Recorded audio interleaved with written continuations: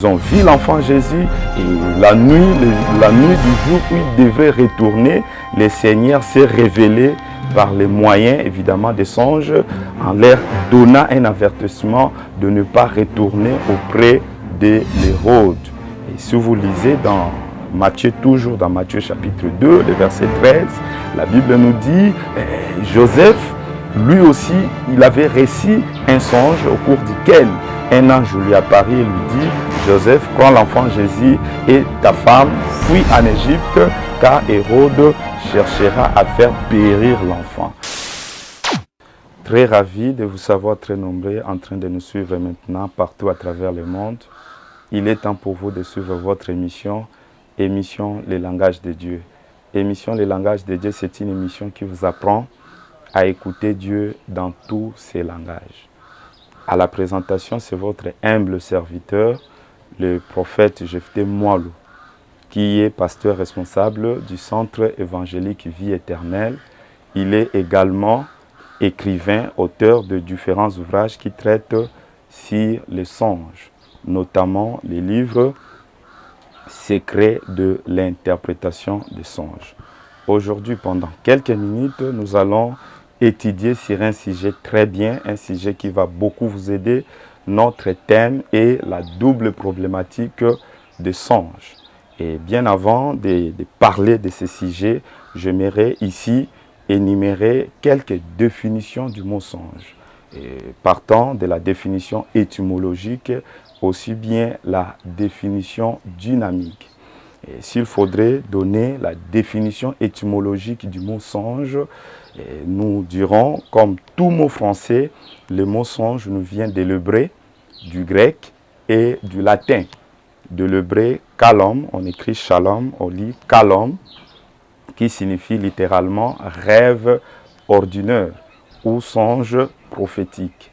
Et ce même mot nous vient également du latin, somnium, on écrit somnium, c'est un mot latin, on lit somnium, qui signifie littéralement rêve.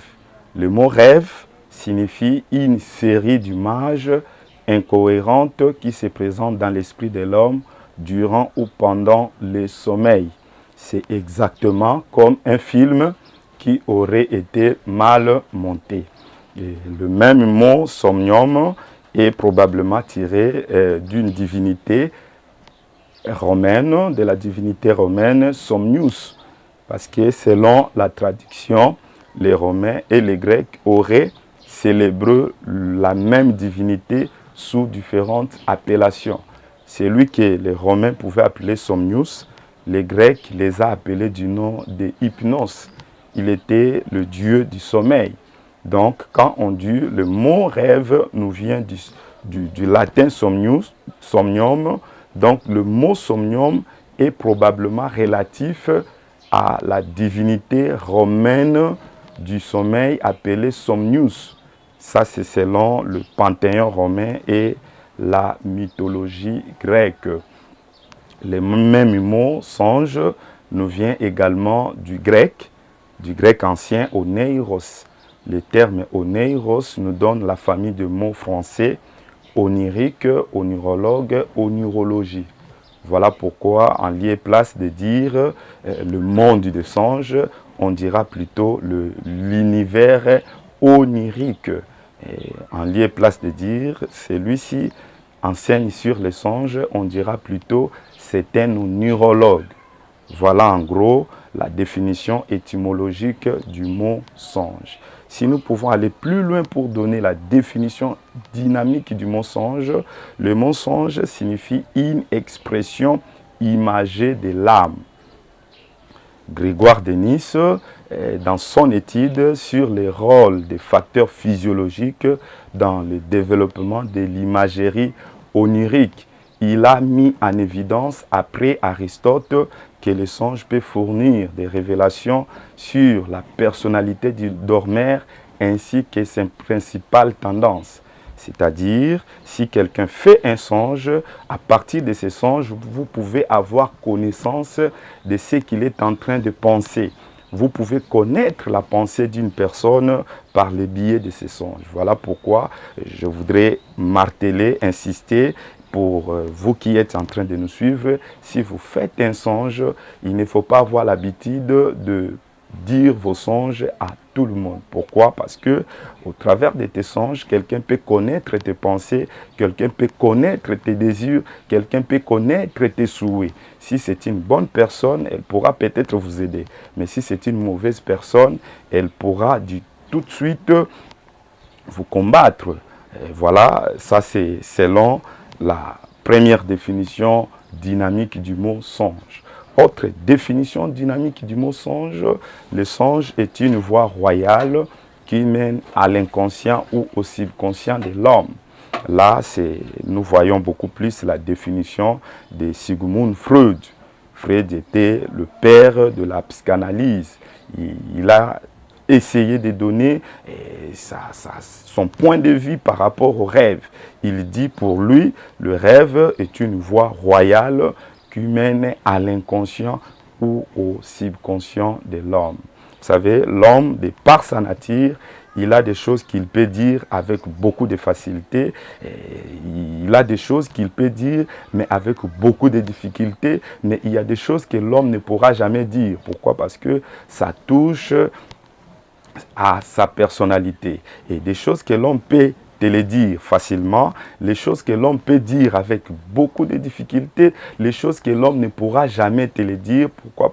Par raison des distinctions, des confidentialités, les choses que l'homme ne pourra jamais te les dire, ces songes pourront te les dire sans ses consentements. Voilà pourquoi je voudrais insister pour vous qui êtes en train de nous suivre. Il ne faut pas avoir l'habitude de parler, de dire vos songes à tout le monde. Pourquoi? Parce que au travers de tes rêves, quelqu'un peut connaître les secrets le plus profond de ton cœur. Quelqu'un peut avoir l'idée sur ce que tu es en train de projeter, quelqu'un peut avoir l'idée sur ce que tu es en train d'élaborer, quelqu'un peut avoir l'idée sur ce que tu es en train de planifier. Voilà pourquoi j'aimerais insister à vous en train de nous suivre, à vous qui avez l'habitude de parler de vos rêves à tout le monde. Il ne faut pas continuer dans cette allure parce qu'au travers de tes rêves, quelqu'un peut connaître tes pensées. Et si c'est une bonne personne, elle pourra peut-être vous aider. Mais si c'est une mauvaise personne, elle pourra du coup s'arranger dans les camps de vos ennemis pour vous combattre. Nous le voyons dans la Bible, dans l'histoire de Genèse, de Joseph, dans Genèse chapitre 37. Si vous lisez Genèse chapitre 37, le verset 5, vous descendez jusqu'au verset 20. La Bible nous parle de Joseph. Tout le temps, Joseph faisait des rêves, il parlait de ses songes à ses frères. Comprenez, si vous lisez bien les Écritures, vous allez vous rendre compte, un jour, Joseph est allé voir ses frères. Aussitôt arrivé à Sichem, on lui dit que tes frères sont allés à Dothan.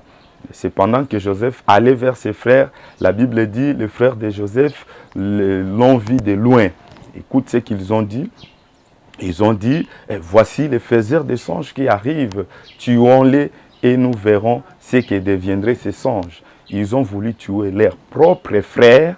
Pourquoi? À cause de ses rêves. Pourquoi? Parce que Joseph parlait de ses rêves à ses frères, alors que ses frères nourrissaient en eux de mauvais désirs de le tuer.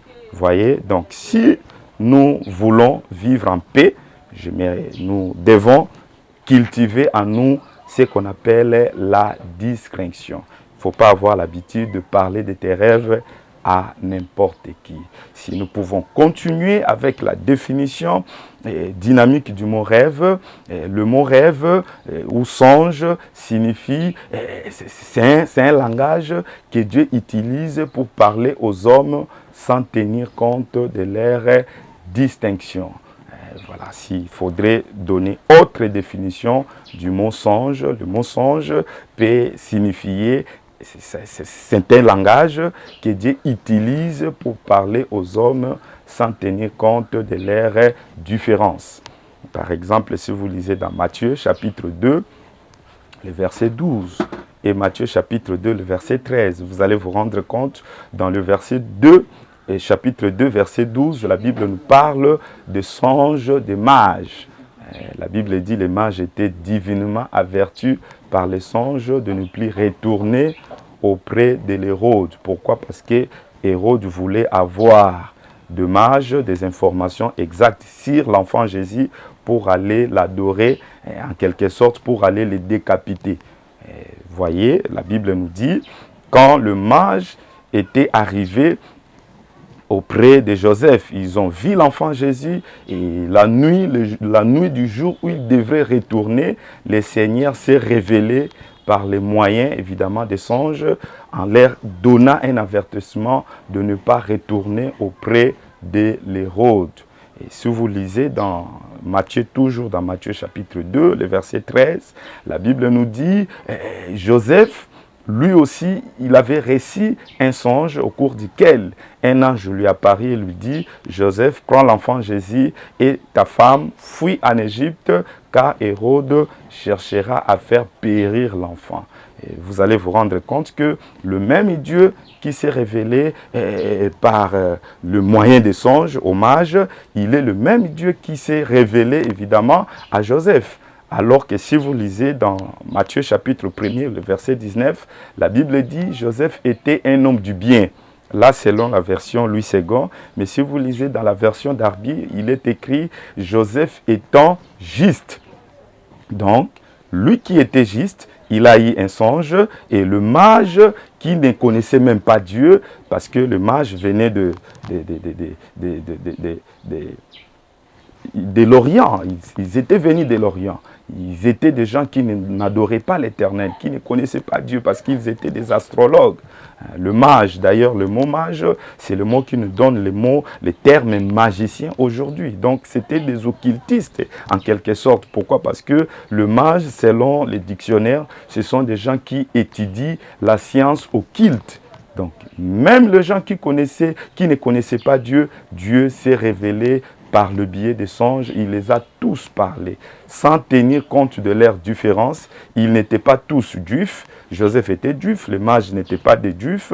Joseph craignait Dieu, il connaissait Dieu. Le mage ne connaissait pas Dieu, mais malgré leurs différences, Dieu n'a pas tenu compte de cela et il les a tous parlé par les moyens des songes. Voilà pourquoi j'insiste, quand Dieu décide de parler aux hommes, à ses créatures, il passe par le moyen des songes. Pourquoi? Parce que au travers des songes, Dieu peut parler à tout le monde, à un chrétien, à un croyant, à quelqu'un qui le craint, à celui qui demeure dans le péché.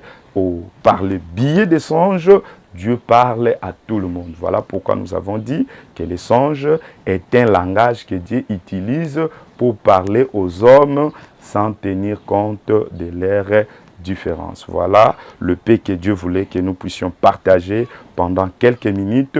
Et je crois que prochainement, nous allons revenir pour continuer cet enseignement et Dieu va beaucoup nous édifier. Si vous avez aimé cet enseignement, n'hésitez pas de vous abonner dans notre chaîne. N'hésitez pas de vous procurer cet ouvrage en cliquant sur les liens de notre site web pour avoir accès dans notre librairie en ligne pour vous procurer de cet ouvrage. Que l'Éternel Dieu vous bénisse. À la prochaine. Ciao.